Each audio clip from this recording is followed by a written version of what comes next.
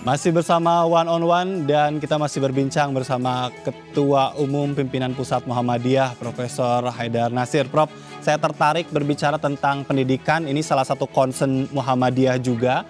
Tapi bagaimana dengan pendidikan hari ini terlebih terhempas pandemi COVID-19? Baik, Mas Ajat dan pemirsa MNC News dan warga bangsa. Muhammadiyah memang sudah 1 abad lebih concern di dunia pendidikan, selain kesehatan, pelayanan sosial, ekonomi, dan dakwah komunitas, serta mencerdaskan alam pikiran masyarakat. Dan kita memiliki 164 perguruan tinggi, termasuk yang di Malaysia, kemudian punya ribuan sekolah, termasuk yang dikelola oleh Aisyah, gerakan perempuannya. Iya. Dan Aisyah memiliki universitas juga di Jogja, Solo, dan Bandung, serta perguruan tinggi lainnya di beberapa daerah, bahkan punya ribuan PAUD dan TK. Nah, Muhammadiyah memandang bahwa pendidikan adalah jalan paling strategis untuk membawa Indonesia itu menuju pada kehidupan yang cerdas, sebagaimana diletakkan oleh pendiri bangsa. Sekaligus juga kita bisa meraih keunggulan dan daya saing gitu ya, bersama bangsa dan negara lain.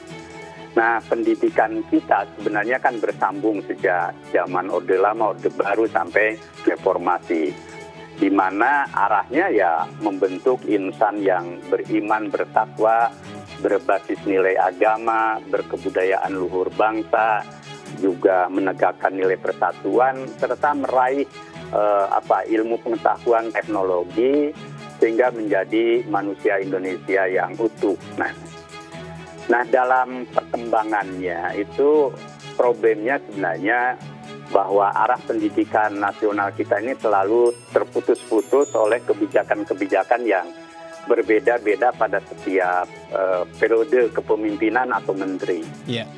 Jadi mestinya ada long term gitu ya. Dan itu yang harus merumuskan sebenarnya, ya kalau dulu kan Majelis Permusyawaratan Rakyat atau lewat GBHN yang memang itu kuat, atau lewat sebuah konsensus nasional yang bukan parsial ditentukan oleh Kementerian Pendidikan saja gitu ya. Ide boleh dari situ, sehingga peta jalan pendidikan itu harus menggambarkan kehendak, aspirasi konstitusi secara substantif, dan juga berbagai pemikiran yang konstruktif dari berbagai elemen bangsa menuju Indonesia yang dicita-citakan. Nah, konteks pendidikan selalu ingin menjawab tantangan zaman kan, gitu ya. Jadi ada konsep dulu di zaman awal pemerintahan Habibie, link and match, gitu ya, mengaitkan pendidikan dengan dunia kerja, pabrik, dan sebagainya, yang sekarang juga dilakukan. Sehingga bukan sesuatu yang baru. Tetapi paradigmanya harus tetap utuh, yakni paradigma mencerdaskan kehidupan bangsa yang berbasis pada Pasal 31 Undang-Undang Dasar 45 dan Undang-Undang Sisdiknas tahun 2003, yang semuanya sudah super lengkap.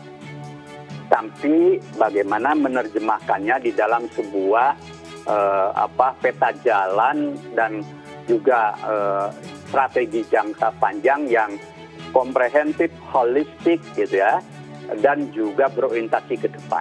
Tapi bukan sesuatu yang terputus gitu ya. Baik, Anda sendiri melihat apakah kita sudah punya gambaran itu? Peta jalan yang selalu diungkapkan juga oleh Menteri yang sekarang juga mengatakan peta jalan pendidikan. Apakah Indonesia sudah memiliki gambaran bahwa pendidikannya akan dibawa kemana?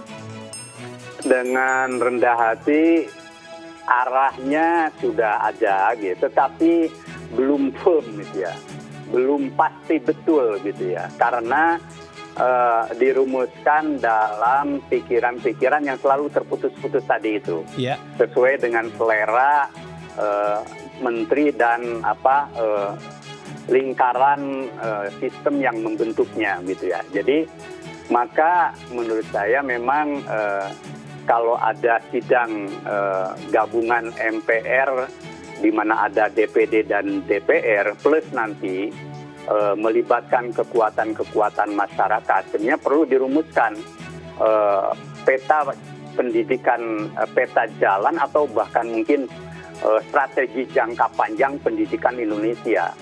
Yang garis besarnya itu nanti setiap periode kepemimpinan ganti menteri itu tidak berubah, tetapi kebijakan-kebijakan operasional dan taktis dan kontekstualnya saja yang berubah. Jadi saya melihat masih bersifat belum sempurna, belum lengkap, dan belum holistik sebenarnya. Tetapi sebagai dasar kebijakan itu penting. Ya, kita tahu bahwa membangun Indonesia adalah membangun pendidikannya, tadi Anda katakan begitu ya. Tapi kalau dengan terputus terus ya, setiap 5 tahun kita tahu ada pergantian kepemimpinan. Lalu hal apa yang menjadi dampak buruk dalam hal ini untuk Indonesia sendiri?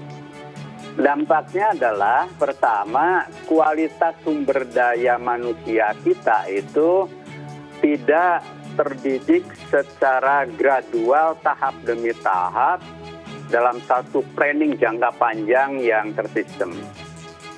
Kemudian yang kedua, sistem itu sendiri nanti selalu tidak mengalami kontinuitas atau sebaliknya diskontinuitas.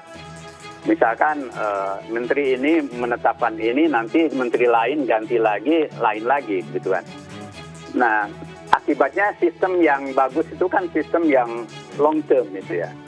Nah, yang ketiga yang juga menjadi masalah dan dampak dari kebijakan yang terputus-putus itu menimbulkan juga ketidakpastian pada aspek-aspek yang non-pendidikan.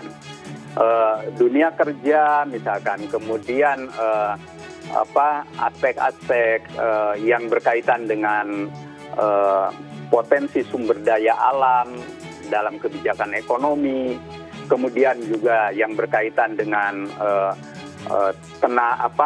bagaimana pengelolaan birokrasi dan lain sebagainya. Itu karena apa? Ya karena knowledge yang dibangun juga terfragmentasi terus begitu ya. Jadi ini problem sebenarnya. Apalagi kalau yang bersifat fundamental, yang menyangkut value misalkan. Ini lebih merepotkan lagi. Kebijakan yang tambal sulam dan selalu terputus-putus itu nilai dasar pendidikan kita yang berbasis pada usaha mencerdaskan kehidupan bangsa pasal 31, UUD 45 dan Undang-Undang Sisdiknas itu tidak bisa terobjektivasi, dielaborasi dan teraktualisasi secara tersistem yang berkesinambungan. Disitulah problemnya. Baik, pandemi COVID-19 kita tahu bahwa hampir banyak daerah mengalami masalah yang sama berkaitan dengan pendidikan ya. PJJ dijalankan sekalipun tidak maksimal begitu ya. Bicara tentang Indonesia untuk semua, apakah pendidikan hari ini dalam konteks juga menanggulangi pandemi dan dampaknya dalam sektor pendidikan, apakah sudah ada yang Anda lihat langkah-langkah yang konkret yang dilakukan oleh pemerintah untuk bidang pendidikan ini? Sebenarnya sudah ada ya. Pertama, pada setiap periode kepemimpinan menerjemahkan anggaran 20%. Iya. Tetapi 20% itu kan masih terbagi di berbagai instansi dan lain sebagainya yang mungkin pengelolaannya tidak menuju pada arah yang signifikan bagi peningkatan kualitas pendidikan kita. Tidak masalah ada di berbagai kementerian, tetapi harus menuju pada outcome yang sama, meningkatkan kualitas pendidikan Indonesia. Karena anggaran 20% itu kan besar. Yeah. Kemudian yang kedua, kondisi Indonesia yang beragam itu kan, dari aspek daerah, kemudian persebaran penduduk dan lain sebagainya. Itu memang harus dipetakan lewat kebijakan-kebijakan yang bersifat adil dan merata dalam kebijakan pendidikan. Kenyataannya bahwa ketika pandemi ini berlangsung, itu kan kemudian kita merasa kuat di aspek IT, lalu kita kan gagal karena apa? Di luar IT ternyata kan ada banyak daerah kita yang sinyalnya tidak punya atau rendah, kemudian masyarakatnya juga tidak punya anggaran untuk beli pulsa dan sebagainya. Nah, yang terakhir itu kebijakan-kebijakan monolitik itu sering berbenturan dengan desentralisasi dan kepentingan pemerataan pendidikan. Misalkan dua hal yang paling menonjol. Ketika pemerintah ingin konsentrasi pada pendidikan negeri yang dikelola oleh negara, lalu mengabaikan kehadiran pendidikan yang dikelola oleh swasta dan ormas-ormas yang sudah bertahun-tahun bahkan sebelum Indonesia berdiri seperti Muhammadiyah, NU, Taman Siswa, PGRI dan sebagainya, justru punya basis yang kuat di bidang pendidikan. Tapi kebijakan monolitik yang hanya konsentrasi pada pendidikan pemerintah itu sebenarnya ada unsur ketidakadilan dan melawan prinsip keadilan sosial. Ya. Nah, yang contoh kedua adalah kebijakan-kebijakan yang maksudnya ingin meningkatkan kualitas, tetapi terlalu instrumental. Misalkan sekolah-sekolah yang muridnya di bawah 60 itu lalu tidak memperoleh bantuan BOS. Ini kan kebijakan seperti ini akan mematikan sekolah-sekolah kecil yang justru itu menjadi denyut hidup masyarakat di bawah. Lalu sekolah menjadi elitis. Nah, disinilah bahaya dari kebijakan-kebijakan bukan hanya terputus tetapi serba pragmatis instrumental lah. Baik. Jadi serba pragmatis instrumental. Dan di situ juga lah Indonesia belum untuk semua begitu ya Prof ya? Belum. Baik. Itu bahkan ini kan harus dikoreksi lah. Tidak perlu malu gitu ya. Setiap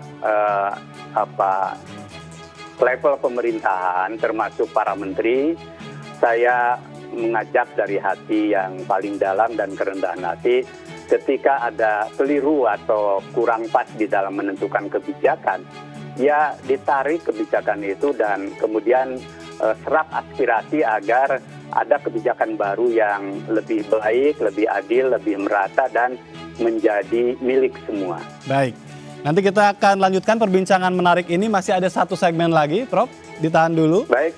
Dan pemirsa jangan kemana-mana, tetap di tempat Anda, One on One akan segera kembali.